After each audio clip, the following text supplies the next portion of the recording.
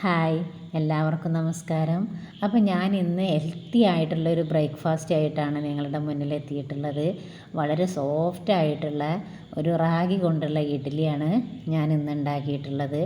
വളരെ പോഷക ഗുണങ്ങളുള്ള കാൽഷ്യവും പ്രോട്ടീനും ഫൈബേഴ്സും ഒക്കെ അടങ്ങിയിട്ടുള്ള റാഗി നമുക്ക് എപ്പോഴും ഭക്ഷണത്തിൽ ഉൾപ്പെടുത്തുന്നത് നല്ലതാണ്. റാഗി ഇഡ്ഡലി തയ്യാറാക്കാൻ വേണ്ടിയിട്ട് നമുക്ക് 2 കപ്പ് പച്ചരി എടുക്കുക. കൂടെ 1 കപ്പ് റാഗിയും 1 കപ്പ് ഉഴുന്നും കൂടി എടുക്കുക. 1 ടേബിൾ സ്പൂൺ ഉലുവയും കൂടെ അതിൽ ചേർത്ത് 6-7 മണിക്കൂർ അത് വെള്ളത്തിലിട്ട് കുതിർത്ത് വെക്കുക.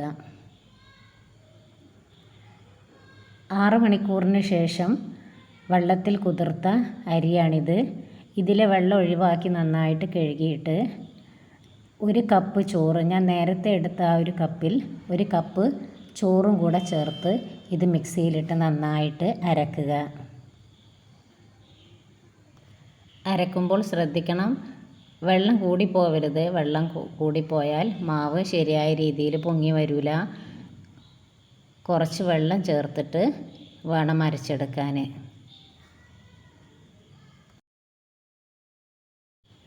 ബാക്കിയുള്ളതും ഞാൻ അതുപോലെ തന്നെ അരച്ചെടുക്കുന്നുണ്ട്. ഈ അരച്ച മാവ് തലേന്ന് രാത്രി അരച്ചെടുത്ത് രാവിലെ ഇഡ്ഡലി ഉണ്ടാക്കുകയാണെങ്കിൽ അതാണ് ഏറ്റവും നല്ലത്.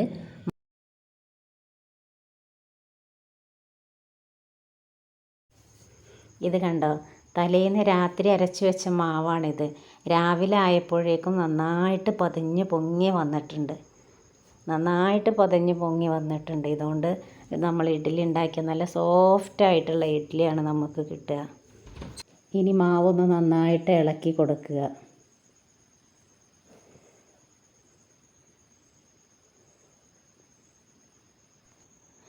എനിക്ക് ആവശ്യമായ മാവ് മാത്രമേ എടുത്തിട്ടുള്ളൂ. ബാക്കിയുള്ളത് ഞാൻ ഫ്രിഡ്ജിൽ സൂക്ഷിച്ച് വെച്ചിട്ടുണ്ട്. ഇത് ആവശ്യമായത് എടുത്തിട്ട് നന്നായിട്ട് ഇളക്കി യോജിപ്പിക്കുക.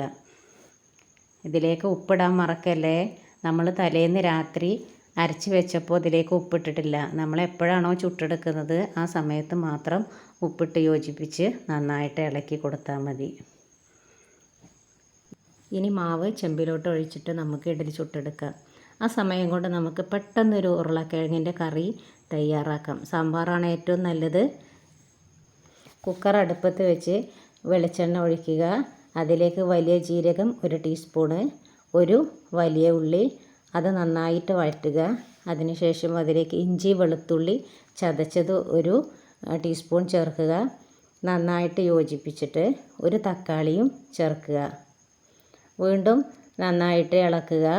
അതിലേക്ക് 2 തണ്ട് കറിവേപ്പിലയും 2 പച്ചമുളകും ഇട്ടിട്ട് ഒന്നും കൂടെ നന്നായിട്ട് വഴറ്റുക. 1 ടീസ്പൂൺ മല്ലിപ്പൊടി, 1/2 ടീസ്പൂൺ മഞ്ഞൾപ്പൊടിയും 1/2 ടീസ്പൂൺ മുളക് പൊടിയും ചേർത്ത് ഒന്നുകൂടെ വഴറ്റുക. ചെറുതായിട്ട് വെള്ളം ചേർത്ത് കൊടുക്കുക. അതിലേക്ക് 1 മീഡിയം വലിപ്പമുള്ള ക്യാരറ്റും 2 ഉരുളക്കിഴങ്ങും കൂടെ ചേർത്തിട്ട് വീണ്ടും ഇളക്കി കൊടുക്കുക. ഇതിലേക്കൊരു 1/4 ടീസ്പൂൺ ഗരം മസാല പൊടിയും ചേർത്ത് കൊടുക്കുക.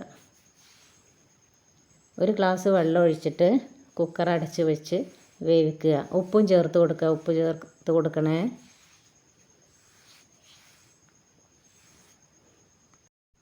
ഒരു വിസിലിൽ തന്നെ ഉരുളക്കിഴങ്ങ് കറി റെഡി ആയിട്ടുണ്ടാവും.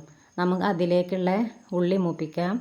4-5 ചെറിയ ഉള്ളി എടുത്ത് വെളിച്ചെണ്ണയിൽ മൂപ്പിക്കുക. അതിലേക്ക് ചുവന്ന മുളകോ അല്ലെങ്കിൽ കാന്താരി മുളകോ, എൻ്റെ കയ്യിൽ കാന്താരി മുളകായിരുന്നു, അതും കൂടെ ചേർത്ത് 2 അല്ലി കറിവേപ്പിലയും കൂടി ചേർത്ത് ഒരു ബ്രൗൺ നിറമാവുന്നത് വരെ മൂപ്പിക്കുക. ഇനി ഇത് നമ്മൾ വേവിച്ച് വെച്ച ഉരുളക്കിഴങ്ങ് കറിയിലേക്ക് ഒഴിച്ച് യോജിപ്പിക്കുക. അപ്പോൾ പെട്ടെന്നുള്ള ഉരുളക്കിഴങ്ങ് കറി റെഡി ആയിട്ടുണ്ട്. നമ്മുടെ റാഗി കൊണ്ടുള്ള ഇഡ്ഡലിയും ഇവിടെ റെഡി ആയിട്ടുണ്ട്.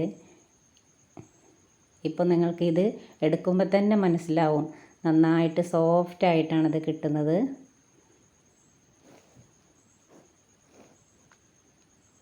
നിങ്ങളെല്ലാവരും ഈ റാഗി കൊണ്ടുള്ള ഇഡ്ഡലി ഒന്ന് ട്രൈ ചെയ്ത് നോക്കണം. ഉണ്ടാക്കിയിട്ട് എല്ലാവരും ഒന്ന് അഭിപ്രായം പറയണം. ഇഡ്ഡലിക്ക് ഏറ്റവും യോജിച്ച കറി സാമ്പാറും ചട്നിയൊക്കെയാണ്. എന്നാലും നമുക്ക് പെട്ടെന്ന് ഉണ്ടാക്കാൻ പറ്റിയൊരു കറിയാണ് ഈ ഉരുളക്കിഴങ്ങിൻ്റെ കറി. അപ്പോൾ എൻ്റെ ചാനൽ സബ്സ്ക്രൈബ് ചെയ്യാൻ മറക്കല്ലേ, ലൈക്ക് ചെയ്യാനും. Thanks for watching.